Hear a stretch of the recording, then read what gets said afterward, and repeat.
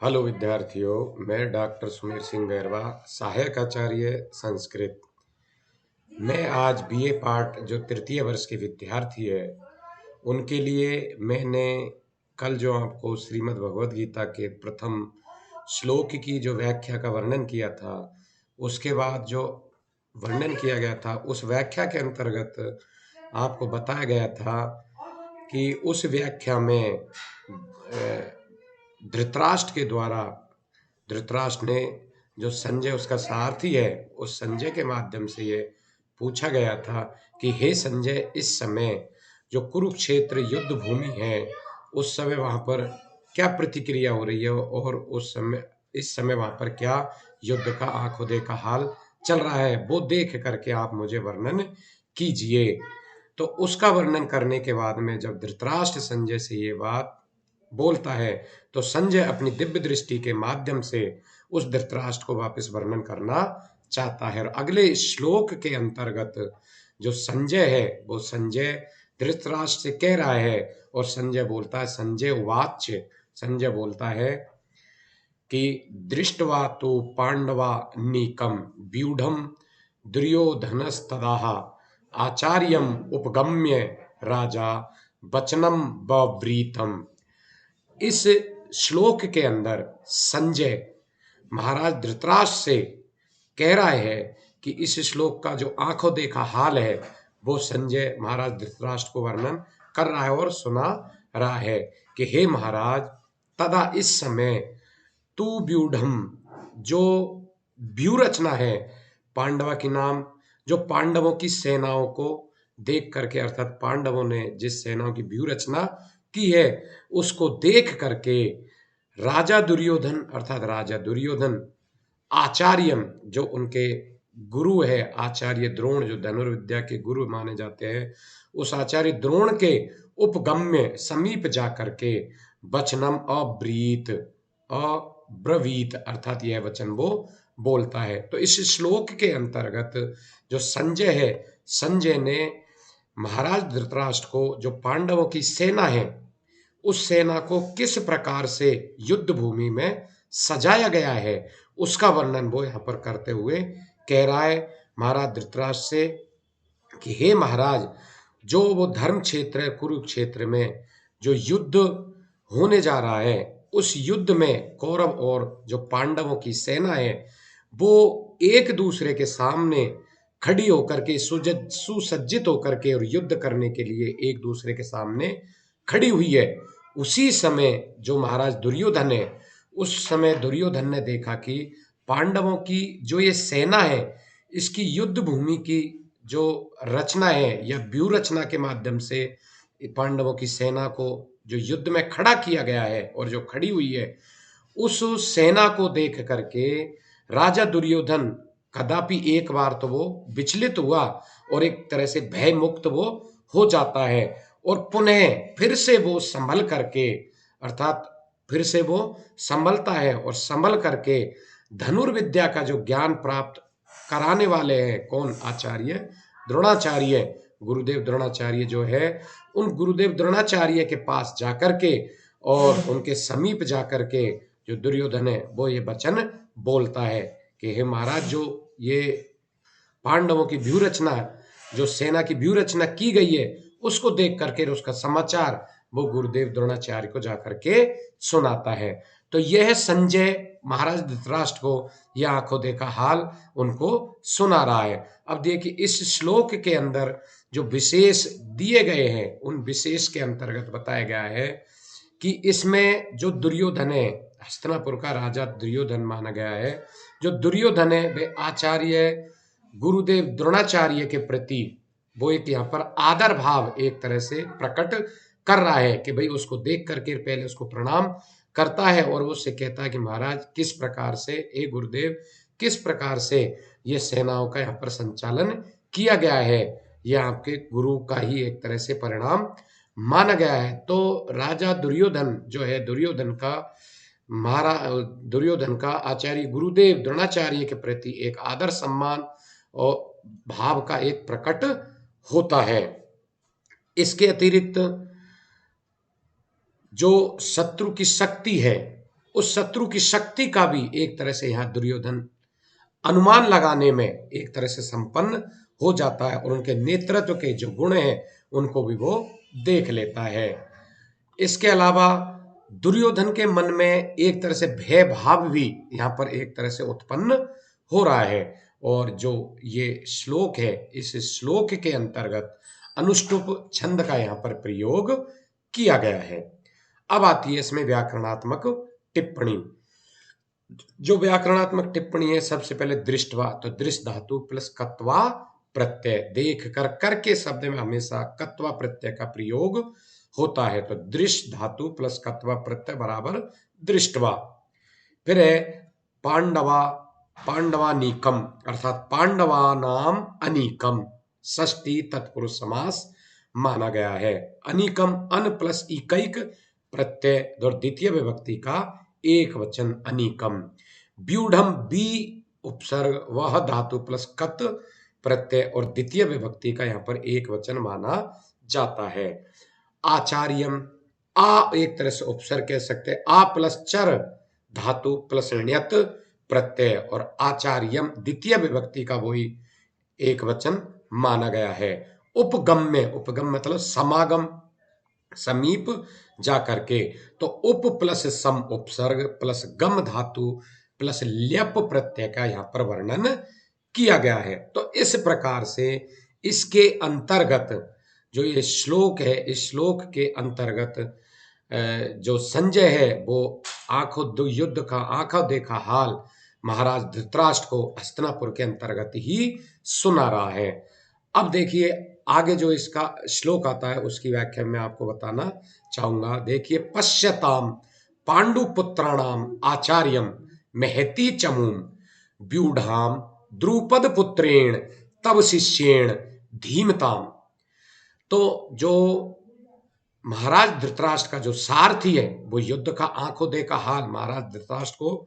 सुना रहा है। तो सुनाते हुए फिर वो आगे के श्लोक में कहता है पांडवों की सेना का, इसमें वो एक तरह से वर्णन करना चाहता है। क्या वर्णन करना चाहता है कि हे आचार्य, हे गुरुदेव,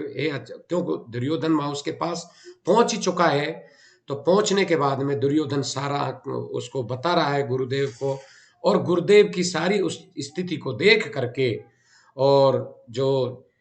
सारथी है वो धृतराष्ट्र को वहां पर सुना रहा है, और वो कह रहा है कि हे आचार्य, हे गुरुदेव को आचार्य अर्थात द्रोणाचार्य, तब तुम्हारा जो शिष्य है, तब धीमताम शिष्येण द्रुपद पुत्रेण, धीमताम जो कि अत्यधिक बुद्धिमान है, तुम्हारा जो शिष्य है धीमताम अत्यधिक बुद्धिमान है, शिष्येण द्रुपद पुत्रेण, जो तुम्हारा शिष्य द्रुपद है और उसका भी पुत्र,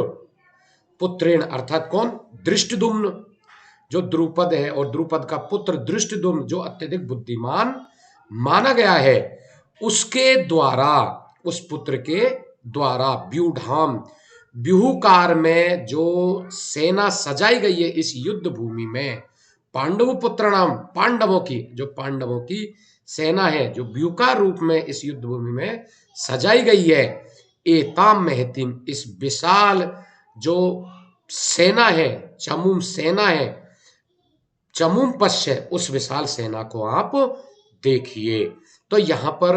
जो सारथी है उस वह महाराज धृतराष्ट्र को आंखों देखा हाल सुना रहा है, जो कि दुर्योधन आचार्य गुरुदेव के पास जाकर के, द्रोणाचार्य के पास जाकर के पांडवों की सेना का वर्णन करना चाहता है। तो इस श्लोक के अंतर्गत दुर्योधन एक तरह से आचार्य गुरुदेव द्रोणाचार्य से इस बात को कह रहा है कि हे आचार्य, जो आपके बुद्धिमान शिष्य है, कौन, द्रुपद, जो द्रुपद देश का राजा है, अर्थात द्रुपद, जो आपका बुद्धिमान शिष्य द्रुपद है, और उस द्रुपद का जो पुत्र है, उस पुत्र के द्वारा, उस पुत्र का क्या नाम है, धृष्टद्युम्न, उस पुत्र के द्वारा जो व्यूहकार रूप में जो व्यवस्थित की गई है, जो सेना है पांडु पुत्रों की, जो सेना है वह द्रुपद के पुत्र धृष्टद्युम्न के द्वारा जो व्यूहकार रूप में सजाई गई है, उस सेना को, अर्थात उस जिसको आपने अत्यधिक प्रशिक्षण आदि प्रदान किया था, ऐसे परम तेजस्वी तीक्ष्ण बुद्धि संपन्न जो द्रुपद का पुत्र धृष्टद्युम्न ने, उसके द्वारा इन पांडवों की विशाल सेना को इस कुरुक्षेत्र में सजाया गया है, व्यवस्थित किया गया है। इस सेना को आप देखिए तो सही, इसका दृष्टिपात तो कीजिए, जो कि आपके सामने जरा खड़ी होकर के, जो आपके सामने खड़ी हुई है, खड़ी होकर के आप इस सेना को देखिए तो सही। तो यहां पर इस श्लोक के अंतर्गत दुर्योधन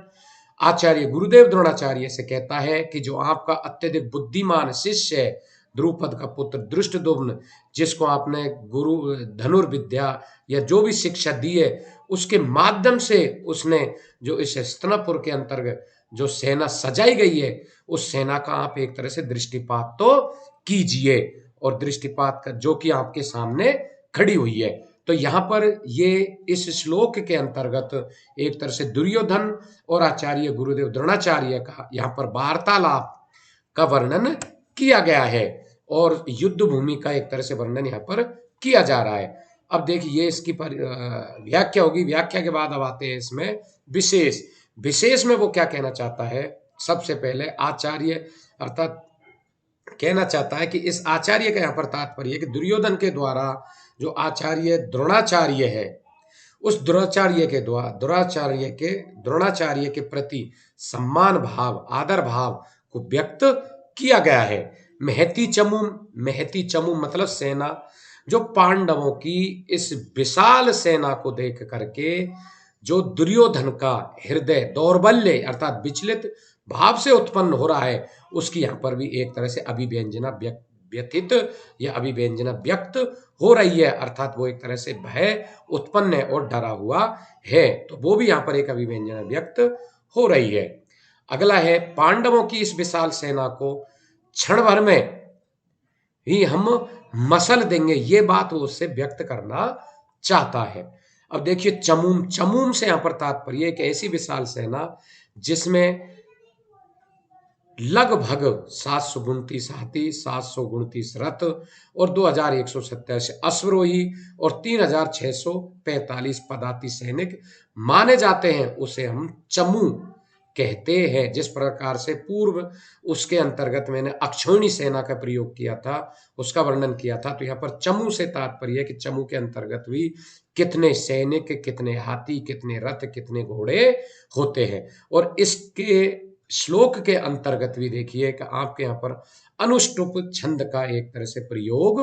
किया गया है, उसका वो यदि लक्षण याद है तो आप लिख सकते हैं। श्लोक की षष्टम गुरुर्गेयम सर्वत्र लघु पंचमम द्विचतुष्पादियो ह्रस्वम सप्तमम दीर्घ मन्ययो। इसके अलावा फिर इसमें आती व्याकरणात्मक टिप्पणी। इस व्याकरणात्मक टिप्पणी में देखिए कि पश्य मानी देखना, तो दृश्य धातु प्लस लट लकार मध्यम पुरुष एक वचन, पांडुपुत्राणाम पांडो पुत्र अर्थात पांडव षष्ठी तत्पुरुष समास तेसाम, और यहाँ पर षष्ठी विभक्ति का भी प्रयोग हुआ है। महतीम महत प्लस गीस प्रत्यय जो कि स्त्री प्रत्यय माना गया है और द्वितीय विभक्ति का एक वचन माना जाता है। महती मतलब बड़ा अर्थात विशाल। चम प्लस उ प्रत्यय द्वितीय विभक्ति का एक वचन, चमू का मतलब सेना, जो एक विशाल सेना मानी जाती है। द्रुपद पुत्रेण से तात्पर्य कि द्रुपदस्य पुत्र अर्थात षष्ठी तत्पुरुष समास, जो कि द्रुपद पुत्र का नाम यहाँ पर धृष्टद्युम्न माना गया है। अगला है शिष्येण, सास धातु प्लस क्यप प्रत्यय और तृतीय विभक्ति का एक वचन का प्रयोग यहाँ पर किया गया है। धीमताम धी धातु प्लस मतुप प्रत्यय और तृतीय विभक्ति का एक वचन एक तरह से यहाँ पर किया गया है, जिसका अर्थ होता है बुद्धिमान। तो इस श्लोक के अंतर्गत जो वर्णन किया गया है वो बखूबी मैंने आपको यहाँ पर वर्णन इसका बताया है। और इस श्लोक के अंतर्गत हमको ये चीज विशेष ध्यान रखनी है कि सबसे पहले हमको प्रसंग लिखना है, व्याख्या लिखनी है, व्याकरणात्मक टिप्पणी लिखनी है और टिप्पणी विशेष लिखने हैं। जब तक हम इन चीजों को नहीं लिखेंगे हमारी व्याख्या पूरी तरह से सफल नहीं मानी जाएगी। धन्यवाद।